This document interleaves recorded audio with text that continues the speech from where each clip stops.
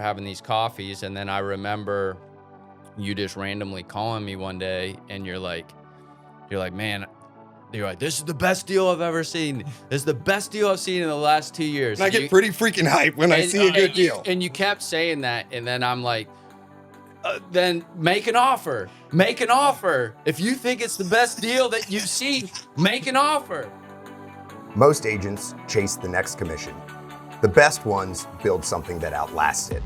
Welcome to the BGRE podcast for agents who think like entrepreneurs, because success leaves clues and the best ones come through conversation.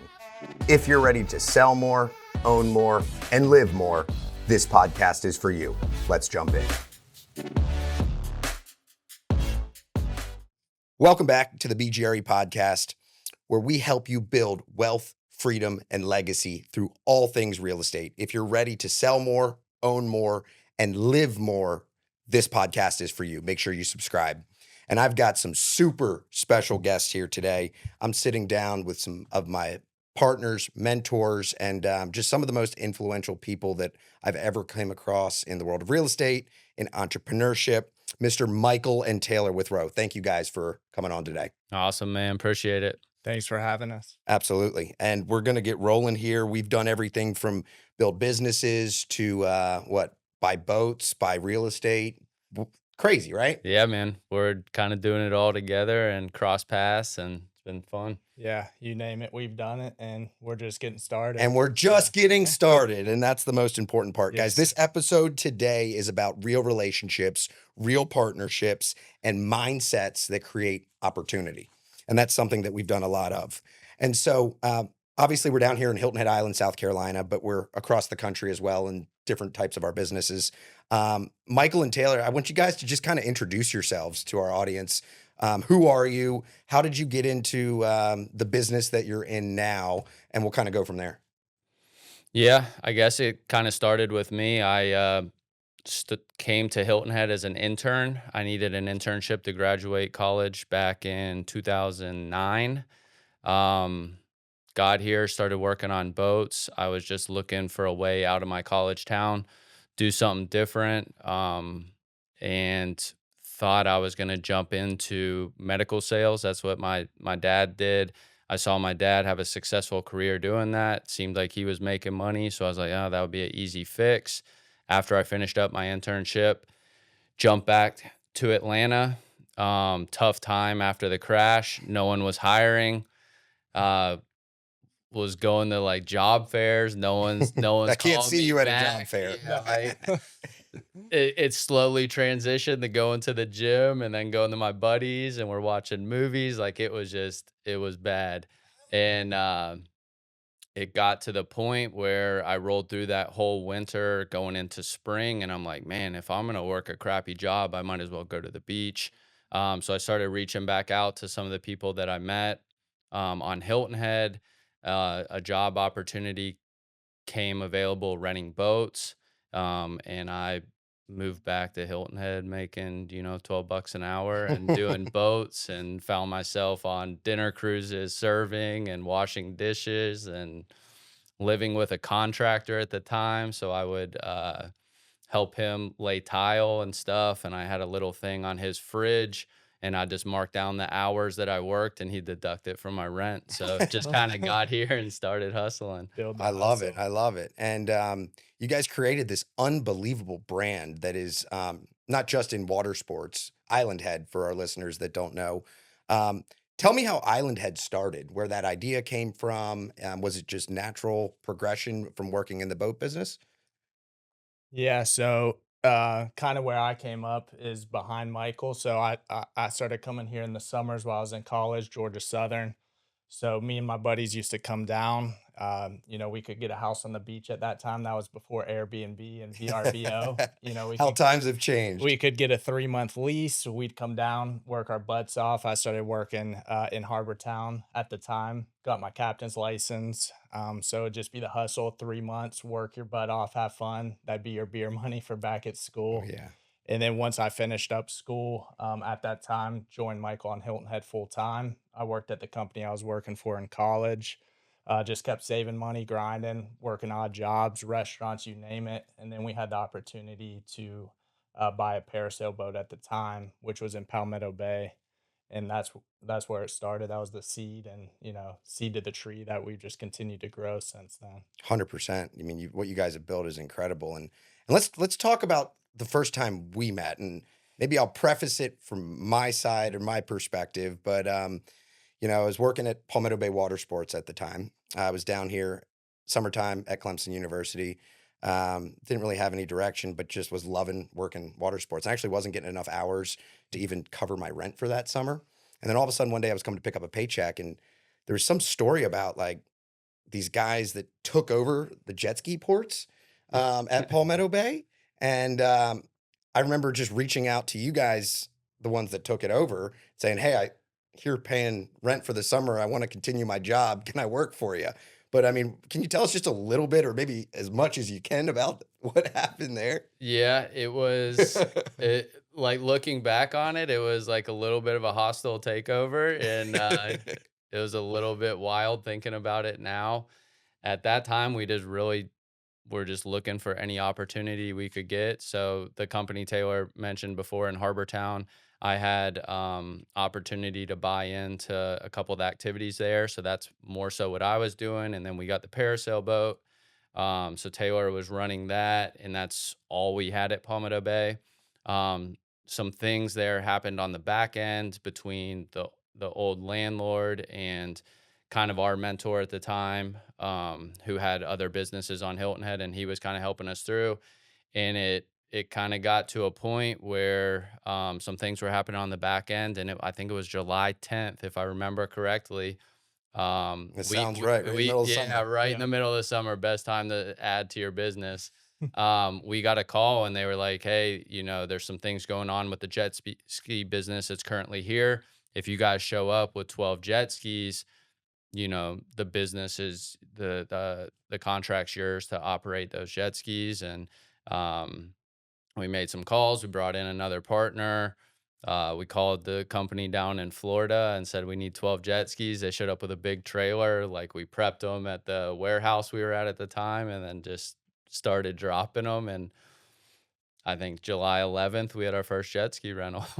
Figure it out. Yeah, I mean, and so you guys had the initiative to go take that shot, right? Is that when Island Head was born, and where did that initiative kind of come from?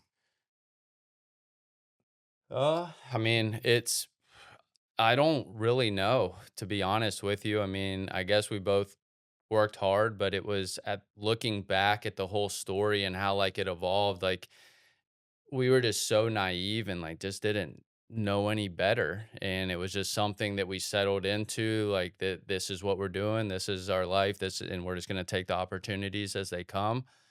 Um, but I mean, if you really look at the full scope of the story, like there was so many times that we should have shut the doors, we should have quit, we should have gone and got a real job or found some other avenue. But I think we were just so young, hungry, and just kind of Yeah, found a way to at that do it. time, it's kinda ignorance is bliss where, looking back, you're like, "This makes no sense to do this how we did it," but it's really just taking those shots when they come, so kinda developing that muscle, that risk tolerance, and just being open to taking those shots is just a huge skill in itself.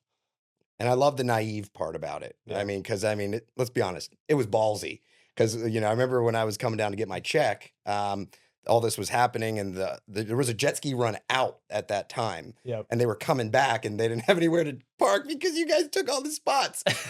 And then I reach out to you. I mean, what did you guys think when I reached out to you and was like, "Hey, what's up? What do Well, you?" yeah, like looking back now, it's like, I mean, launching a new activity, it's like I want to have an idea to launch a new activity for 2026. Like, I want to start working on this in October of 25 or September of 25 so we can plan this out. I mean, back then there was no business plan, there was no plan. Like, we added jet skis, and like, we didn't have any projections of like what the numbers were going to be. Like, we didn't go into it like with staff, like we didn't have staff. So yeah, you call and you're like, "Hey man, I'm down here, I'm in college, I was working the jet skis, I already know how to do it, and like, will you bring me on?" And it's like, Well, yeah, we haven't even thought about Yeah. staffing it, so we're gonna need Yeah. some Yeah. people to run Yeah, this. that was our first impression of you. We were like, "Yeah, this kid's on, man." He had the hustle, he had the initiative, find our phone number, and keep his summer job, keep paying the bills. So we were like, "Yeah, that's good. You're hired." And it went from like maybe 20 hours a week to like 65 hours a week. Yeah, because you were like one of the 4 employees, and like back then we had a really like John Cloyd was our parasail mate. He was playing baseball at USCB. So Yeah, we had a really good, if you remember, we had a really good plug in with all those guys Whole Forrest Kirsch. yeah, yeah. all the, The I base mean, the baseball baseball team, guy. they're all hard workers and Yeah. they were all down here Yeah, practicing for the summer. So they were like, yeah, we'll go run jet skis. yeah. You're crazy, crazy. And Island had evolved into such an unbelievable business today. And if you guys weren't quote unquote naive enough to jump in and do something that you didn't have it all figured out at that time, Island Head wouldn't be what it is today. Tell the listeners what Island Head is doing today. I mean, what kind of activities you do, how big it is, how many employees, and kind of your main services. Yeah, so we do everything from what we got started with, parasailing. We do the Fusky Island ferry service that's year round, every day but Christmas. We do custom charters on boats from 49 passenger to 14 passenger. We do dinner cruises. We do kayaking, paddleboard, water ski, tubing. You name it, we do it on the water. And a really cool addition we have this year is the new sailboat that we brought in, which you're a part of, Rose 24 passenger custom catamaran, which has been kind of the last piece of the puzzle. If people think water sports on Hilton Head, they think Island Head, and it was really cool to be with you guys from the start of it. And I remember you were still running food down at Steamers Yeah, back then, right? that's how I'd pay the bills. And Yeah, I would drive up to some college town or something. And you're like, oh, I don't have that in me. And remember you yeah, telling me you're 26, and I'm like, oh my God, you're so old. And yeah. and now I'm almost 30, and just time flies. But it's been really cool to watch you guys along the ride. And congratulations to building that. And if you had to say one core principle when you were building your Island Head brand, um, does it have something to do with experience? Does it have like, I mean, what was kind of your guiding light throughout that process? I think it was just like finding the opportunity. Like anytime we got an opportunity, we wanted to jump at it. And that I guess has kind of kept the gas on like growing it. What some people would say faster than normal, I guess. But yeah, it's just jumping at opportunity and taking advantage of that and really kind of capitalizing on that. And then as that all evolves, then organization comes, then customer experience comes, and then you can start really dialing into like what your core focus is. And I love what you guys explained as far as, what Island has does. And that's where we're going to talk about next. Our businesses start to cross pollinate, but what is it? Creating world class experiences or Yeah. magical experiences? Yeah, 100%. So when we first started, I was the parasail captain. I'm on the boat 7 days a week, for 8 years or so. I'm touching every customer. So, you're hammering down that 5-star experience. But as you start to grow and branch off and build a team, it's building that culture throughout the company. Because your customers, they can fire you anytime. So to build that repetition, the repeat business, I mean, on Hilton Head, these people are coming back more than likely year after year to this island. So, Yep. Yep. And they're going to um, remember how you made them feel, not what you absolutely. did for them. Right. Yep. And so speaking of, cross pollinating and each other's businesses, we've done a pretty cool job with that. Obviously, I went out, got my real estate license, built a real estate business. You guys were building Island Head into what it is today and watching it continue to grow. And I mean, what happened next in our story? We started getting coffee or something like that, I remember. Yeah, so I'm I'm a big component of like reading podcast, and like as I've evolved, you really start like hearing how people talk, seeing how people work, and you're kind of going through this intern phase, and then all of a sudden you start reaching out to us and you're like, "Hey, you guys want to grab a coffee? Just spit off ideas." uh blah blah blah. So it's like from our side, it was really cool to see you kind of taking like all those right steps, because like you weren't really selling anything there. I mean, you were selling some houses here and there, and like you're kind of breaking off on your own, and like so we're like kind of watching you and like, man, he's you got to respect, like he's doing all the right things, like he's trying to do all this stuff. So So we started getting coffee, I don't know, maybe a year and a half, and Looking for opportunities, what can we do what together? can we do together? How can we work? Like we would just like, just kind of spitball ideas off of each other. You're asking what we're doing.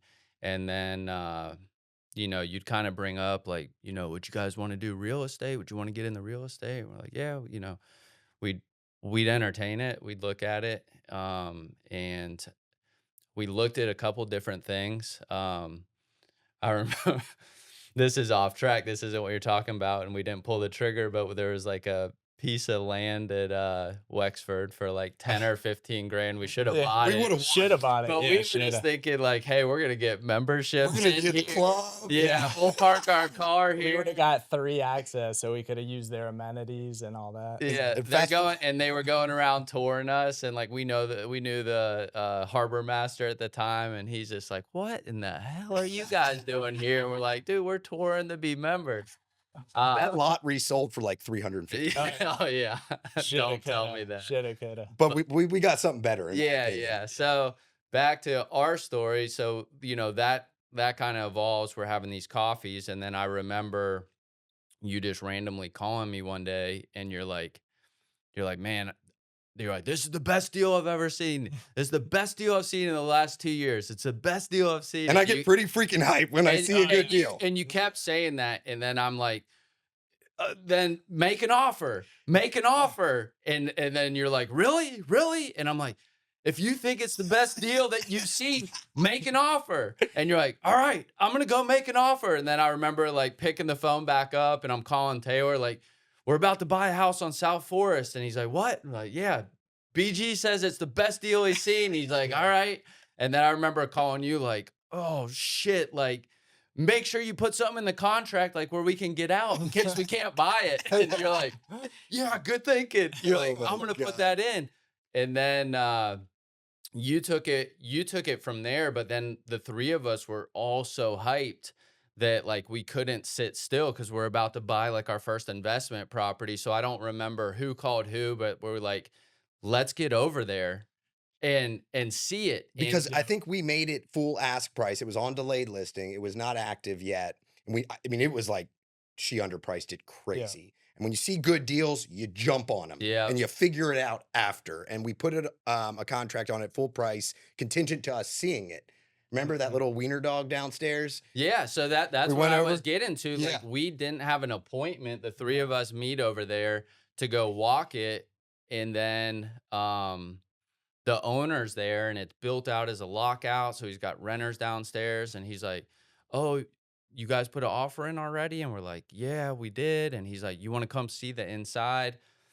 And we're like, "Sure." So he like shows us like, oh, it's disgusting on the inside, but The location, location, location. location South and end of Hilton the Head. opportunity was there. Yeah. And the coolest part was like, you handled the whole negotiation on that side, but I did hear through the grapevine and other real estate connections, like there was cash offers behind our offer, which our offer from a financial standpoint at that time wasn't strong. No.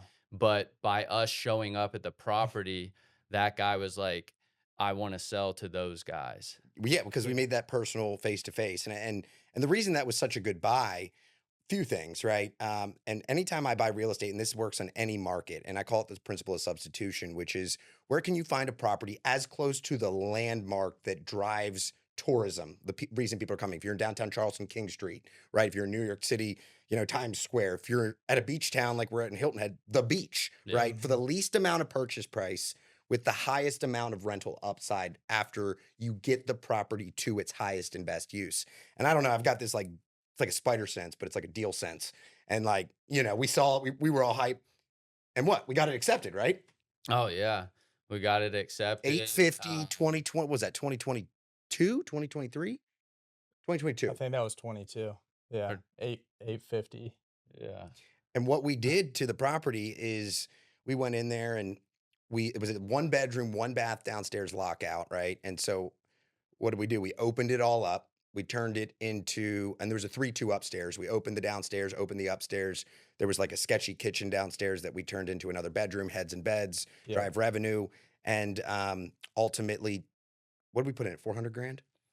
I think it was little less than that, but I mean, that whole process was fun too because you were living and breathing it to your clients at that time, Yep. but this was your first big one, so and we had never done anything like that. We're freaking boat dudes, so we don't know Boat we don't entrepreneurs. know anything about of like true real estate at this time. So, um, I'd say the best thing we did looking back on that project is we brought a lot of people through, and they spit off a bunch of ideas, and we took one or two good ideas because at the time we were just like, oh, we can just paint it. Like, we're thinking about like how cheap can we do this, and obviously Yeah. that's not how it works. So yeah, we probably ended up going like 350. We took it from a 4 bedroom to a 6 bedroom.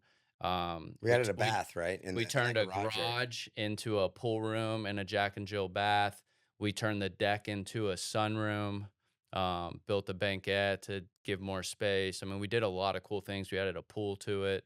So it was, I remember, I mean, it was a stressful time, but it was awesome for us Yeah. all to do Oh, that. Like looking we'll back never on get it. that back, like doing it for your first Yeah, time like very that. stressful, those $10,000 calls weekly, Oh, I thought it was monthly.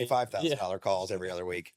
But what did it reappraise for again? Can you Oh remind us? man. So this was cool.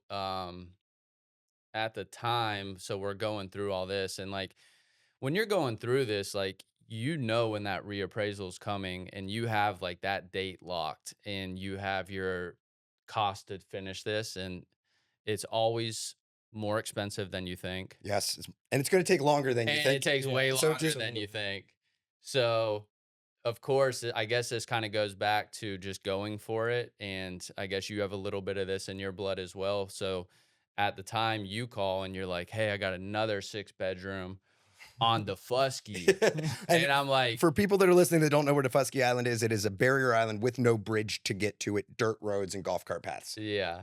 But you're like the view and it's right by the pool and there's investors over there for upside and we're like, yeah, that's awesome. And like, but dude, like we're burning, like we're not and you're like, no, no, it's gonna appraise. We'll play it. We'll play it. And I'm like, all right, we're in. And we put Yeah. a contract on it. So I actually called over there looking for a compound for a client, found this property, 6 bedroom oceanfront, for $1 million on Hilton Head Island right across the sound. That same house looking back at it is like 6 to 7, $8 million. Yep. Yep. And that guy, we put a contract on it with the appraisal um, coming back on the original property we bought. And what we were doing on that original property was I call it the Burr Stir method, right? Burr is buy, renovate, refinance, repeat.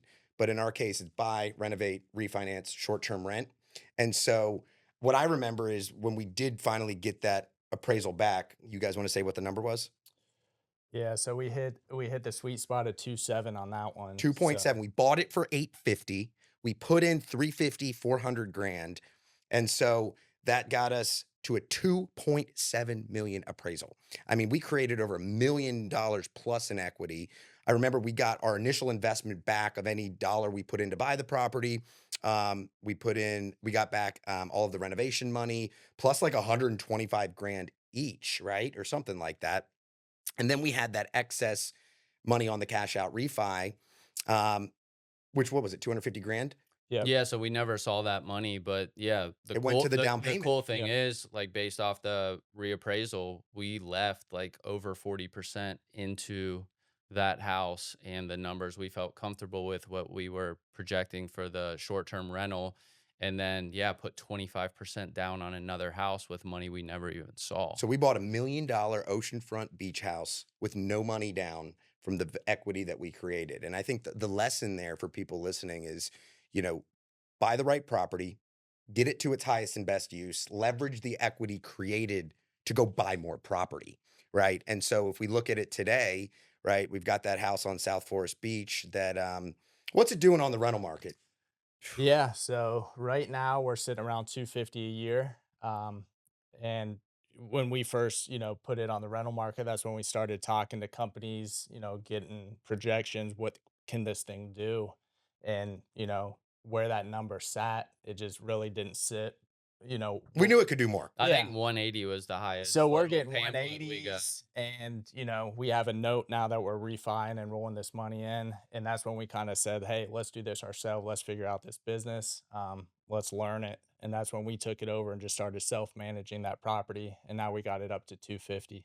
Yeah, 250 plus. And so from that initial $850,000 purchase, we're sitting on a $2.7 million property. We left like $1 million almost of equity in there, right? Yeah. And we Mhm. bought a oceanfront 6 bedroom, no cash down. That does about 125 a year, but that house is worth 1.3, 1.4 million, right? In this market. And so we created how much equity we have over there? Probably what, six, 700 grand. Yeah. Mhm. And so, I mean, that for me, looking back on that, yes, we got a good buy, right? That's the first part of it. We got a little bit lucky with, COVID happening, lifestyle areas appreciating. So we timed it right. But we jumped on the opportunity when we saw it. And all of a sudden, between the three of us, we have over almost $2 million in equity on two properties that we just Yeah. kind of just jumped into. And I think it's, a testament to you guys because you kind of kicked me in the butt. I knew how good of a deal it was. Like, let's do this. Then you're like, yeah, let's do this. Yeah. And so we kind of pushed each other on that. And I mean, it was really cool to go back and look at that and what it creates. And we still have both properties.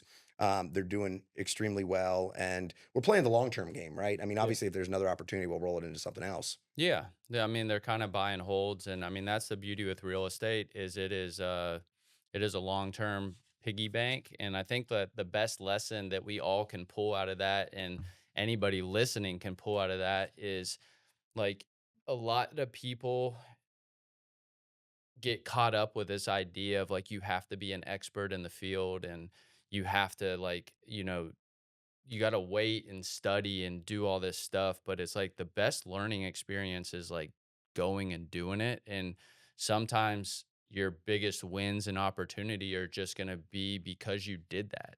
You know, how much better of a real estate agent, how much smarter are you in real estate now compared to back then?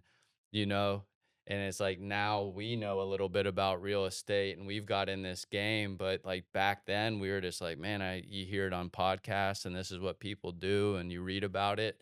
So, it was really just figuring it out. And, there's some luck into that. And, Like it anything. goes back to your gut. Like I heard it in your voice. You're like, this is the best deal I've seen. Yeah. And I was just like, well, then let's fucking buy it. Yeah. Yeah. Yeah. Total trust in you at that point. Yeah. And we turn around. Now you really like me. I know the Yeah. value, Now right? we like you a lot more.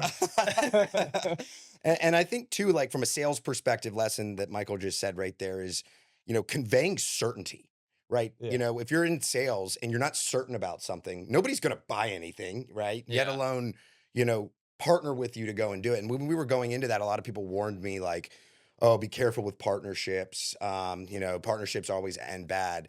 And I just look back on it now and like so lucky how good of partners you guys Yeah. are, right? Obviously, you guys are partners in your water sports business as brothers, but we're partners on this and some other ventures. I mean, what do you think is the key to a successful partnership?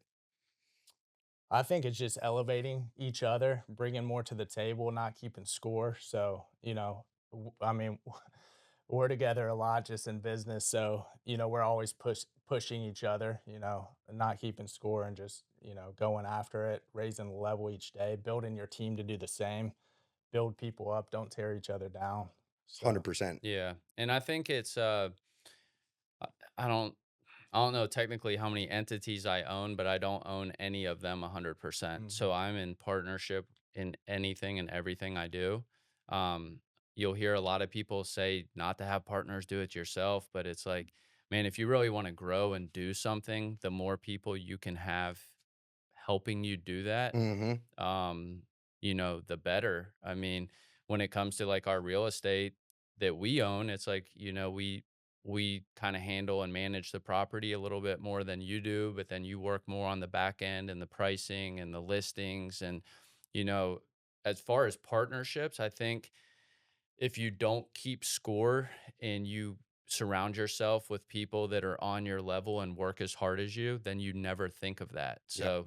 So, I think where partnerships fail is if you have somebody going above and beyond and then somebody that's checked out, it's like obviously that partnership's not going to work. But if you're all going after the same goal and everybody's bringing something to the table and bringing something more unique and everybody's staying on the same level, it's like it's a, Beautiful things happen when you yeah, get Yeah. now you're people in the building an same room. army. Yep. Yep, with Yeah. the same mentality. I couldn't agree more. And it's been like even sitting here today and doing this podcast. I mean, what a full circle. And again, we're young, we're just getting started, but it was such a cool experience to go through that first big real estate investment together and have it be a freaking grand slam home run, Oh, man. yeah. I mean, people listening, not all deals are like that. N- So I'm not telling you to just No, go we buy got something. lucky Well, and we could in some probably ways. we're 4 or 5 years removed from going through all that, and we probably couldn't replicate it with those numbers No. No, if we not in the market tried. today. That's what you hear on the podcast and wish for, the bigger pockets. They talk about that strategy, but to live and breathe it, it was cool to see it. And kind of to your credit, what you're doing is you're living and breathing what you sell to your clients. So you're investing in the community.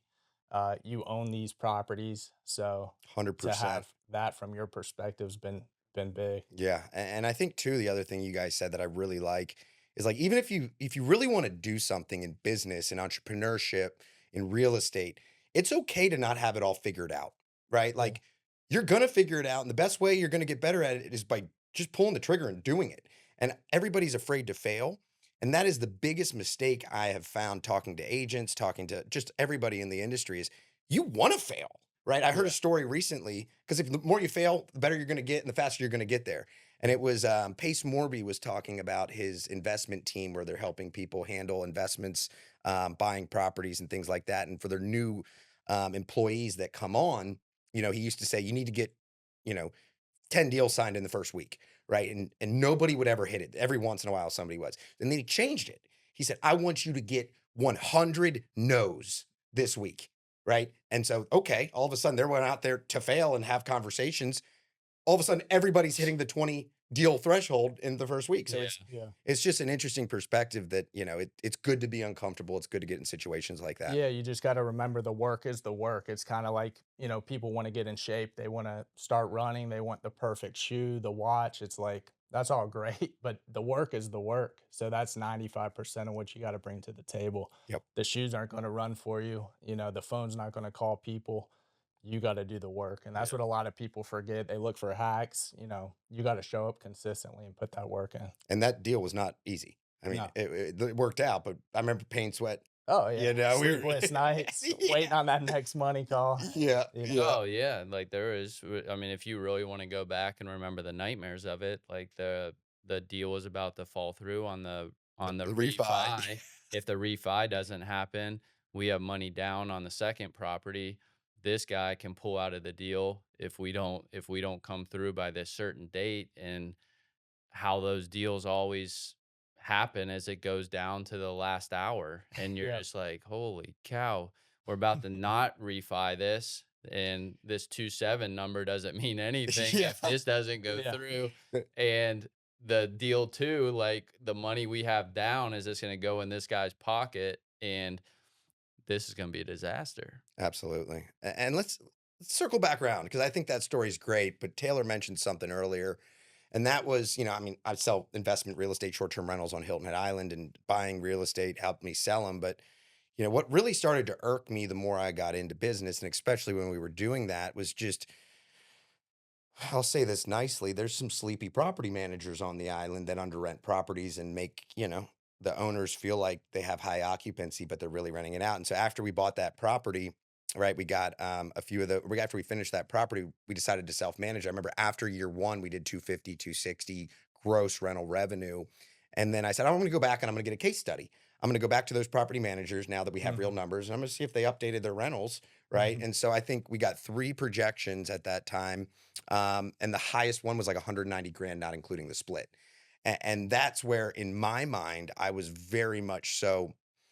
If I can help my clients rent the properties for more, the better the numbers are, the more real estate I can sell, the better everybody wins. And there's such an untapped market because everybody's under renting these properties. And so we really kind of dialed in our self-managing process. And anybody that's serious in the short-term rental investment space, you know, if they're serious investors, they're not using a rental management company. Now, a lot of people down here, there's a happy medium between still renting it for a really good number and having boots on the ground as property management assistants because people value their lifestyle and the properties of ownership just as much as the numbers. And so, we really kind of I remember going in and figuring out, the price slabs, how the dynamic pricing was should be set up, automating the messaging, finding a cleaning company that syncs, to Airbnb and VRBO. And we really became masters at managing this property ourselves. I remember even posting on like some page saying what the numbers we were doing on the property, and some local property manager was like almost cussing me out, telling me, "Stop lying to the public, that property can't do that." And I'm like, "What are you talking about? You want to see a screenshot of what we've Yeah, done here It's today?" here. It's here. And so I mean, our story continues in the real estate space, right? And so I remember, thinking, "Hey, what if we help clients that buy real estate set up this self-managing process, right?" And then, we're putting our heads together. You guys are entrepreneurial. I'm entrepreneurial. Um, Tell our audience kind of what happened from there. yeah, that was man. So yeah, kind of going back to the property, like we were getting these original projections on what we were doing, and I think you were big on listening to real estate podcast, and you were on a couple different forums and some other things, and I think that may have been when you started getting like coaching and stuff like that. So you were kind of going through more of the back end of like hearing how people were really maxing it out. So it goes back to our coffee dates, and you're kind of like Java. there's Million dollar Yeah. coffee yeah, dates. you're like, "Dude, Java. there's Java systems in burrito. place where we can do this, and we can automate these certain things, and if you guys do this and I do this, we can really maximize our property." So we all kind of bought into that, and we started building out those systems and, on both properties, and like you said, we finished the remodel, I believe, in like August, so we got some like end of the year stuff. But then that first real year, we hit that number of 250, and we were like, "Holy cow, man, we're on to something." Um, so we started like talking to people, telling people. People started asking us to manage their properties, and we're like, "All right." We'd consider that, and, we kinda thought, and this was more you really thought the bread and butter was like, "Hey, let's just build this system out to And people charge, and then charge them an upfront cost, and now they're hand gonna over the just keys. maximize their thing," and that's all good and dandy in certain markets, but like you said, a lot of the investors on Hilton Head, they don't live here. So, if they're in California, Chicago, New York, it's a model that can be done, but it's hard to do it without the local connection. So we kind of built that model out, but then as we started doing this and we brought, we're like, man, we're gonna need a little bit more help. So we bring two more partners on, and we start running through this, and we're like, this is a good model, but if we're gonna do this, like, we have to have the option B, which is hands-off rental management. And then that's where those people that were asking were like, "All right, we'll start doing this." And kinda going back, you always kinda planted this seed in our head and helped us evolve with Island Head is like, you guys are selling experience. Yep. And, we've really tried to push that to our team and, like, how we present what we offer. So once it got into this, we're like, man, this is Island Head rentals, because when you vacation on Hilton Head, that's your ultimate experience. So you got to have the place for the experience. Now you can go out and enjoy all the fine dining and the golf and the And tennis your and the beaches, activities. our Yeah. activities. So it really fit in well with what we were already doing. We brought in the other partners, and we've kind of just let it organically grow, and we're starting to get some traction, Had to call it a little more than and traction. and we're doing what we started off at Java Burrito to maximize ours, and now we just have been able to implement those systems across the board, and make a lot of people happy, with maxing out their properties, because Hilton Head sits in two different ways, right? grandpappy could have bought a house and handed it down to you and it's paid off and it's like, man, if this thing does 40K, that's great. But if you buy a property in today's market, You got you to maximize. better Gotta max out maximize those that numbers or you're going to be going to pay backwards the and you got to bills. wait a Yeah. long time. So, Yeah, and Yeah. it was really cool because it started as we're gonna do it this way, right? We don't want like I was always like, I don't want to be involved with rentals or anything like that. I'm still that way, unless it's my properties. And fast forward to we thought it was gonna work out that way, but after we brought it to the market and we realized it's really not that much more work. It is a little bit. We can charge a fee for it, but we're helping in such a way where I've had a past client of mine that said called me up a year and a half ago and said, Brandon, I don't think I'm going to be able to make payment on my Mhm. mortgage because he's a $2 million plus house. He said, I'm looking at your house, Laurel, the property we were just talking about for our viewers. And he said, I'm looking at your calendar and it's freaking full. What are you guys doing? And I said, talk to Michael and Taylor. Yeah. And I mean, fast forward, he's doing over 100 grand more than he was the year before. oh, now he's calling and blocking off weeks and he's trading them off with people so then he can go vacation across the world on these different Third platforms. And home, great I'm platform. like, wait, we're trying to Yeah. maximize. He's like, no, we're Life is good. good. We're good. Yeah, life We'll is be good. down this week. We're gonna block this week. So yeah, Yeah. they've done very well. It was a great property, so that helps. So I think, looking at kind of the big picture of all of this, the Island Head brand is experience, right? And with my brand at the Greenplate Group, it's, I want to create world-class experiences for my clients, right? Where they say that was incredible. It's a little bit different than what you guys are doing. I mean, it's kind of tied together, and that's why I think it's so cool how we've continued to cross-pollinate. And I think it's also while we're building businesses, you can still have fun, right? Like people think entrepreneur, I'm head down. Like what we're doing is fun. I mean, obviously there's trenches and there's things like that. But I mean, to think about our coffee going, getting coffees, or me even calling you to work jet skis, to fast forward to buying $1 million homes and buying another homes and building out other companies, right? I mean, where's the direction for Island Head going here in the next 5 years? Yeah, so that's kind of what we're talking about now. Like, when you're starting this thing, it's day by day, you're fighting for your life. And as you get right now, we're probably 10, 12 years into this thing. It's what's the next 5 years? What's the next 10 years look like? So really, we organically started that rental company and we were just kind of taking them one off, as they came to us. And now it's like, hey, we feel confident in this. Like, let's put some gas on this fire and let's really try to start building this thing. So now we're sitting around 20 properties and we're looking to acquire and just grow that company. Cause like you said, let's make this a full compass experience company, stay with us, get on the water with us. If it's not with our company, we'll point you in the right direction from golf, tennis, restaurants, you name it. So just to continue that 5-star experience and just, cultivate that for these people, unique experiences, stuff that hasn't existed before. Like the Hibachi Cruise, the original founders right here. Yeah. Yeah, there you go. Yeah. The original, there's some ripoffs out there, but we're not going to talk about this. We're not going to get anybody in trouble.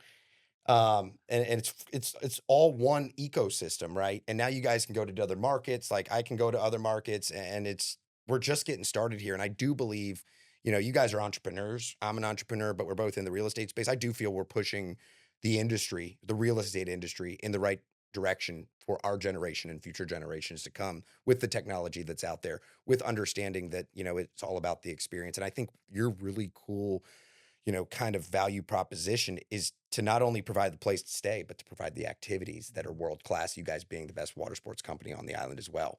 I mean, it's super powerful. Let's share. I mean, actually, before we do that, and we mentioned in the beginning, we got Rose. You guys called me up the beginning of this year, say, hey, you want to get in on a sailboat? I'm like, yeah, I want to buy it. It's actually a catamaran. Excuse me. Tell a little bit about Rose and how that kind of happened. Yeah, absolutely. So, we've kind of had our eyes on that boat for a while, not necessarily thinking we were going to buy that exact boat, but just like, man, what a beautiful boat. Beautiful experience, high end sailing. There's not many sailboats. We have a smaller sailboat that we do private charters out of Shelter Cove on. That's a really cool experience, but like this is 24 passenger and it's just a great boat. So we're like, man, if we could ever find something like that we could bring the Hilton Head, it'd be really cool. Well, this boat was on Hilton Head. This boat was built on Hilton Head. This boat was built by a gentleman named Pat, and I used to rent his sailboats for him back in the day. So I've known him and his wife Sue for probably 15 years. Just great people. And there's a bunch of construction going on down in South Beach. He owned the boat with another gentleman named Brooke, who I came up under and started my whole water sports career under. And they're both kind of on the tail end of like retirement and still have, their hands in some things, but they were kind of, with the construction of South Beach, they're like, yeah, we just don't want to wait around a year or two. And they listed the boat for sale. And Taylor called and he's like, man, it's the boat's for sale. I'm like, no way. And he's like, no, it's on like Boat Trader. I'm like, really? And this was probably April, March. Yeah, this was April, I believe, when it came on the market. We just came across it, not locally listed. We just popped on Boat Trader or something like that one day, and we're like, "That's the boat. That's the Yeah. one we've been talking about." So I immediately called Pat and I'm like, "Hey, are you selling?" It was Salty Cat at the time because they Mhm. ran out of South Beach by the Salty Dog, and he's like, "Yeah, we're the marina's gonna be closed for the next year or two, and it's just kind of challenging, and where we're at in our life, it's kind of on to the next chapter." And we're like, "Man, well, we're interested."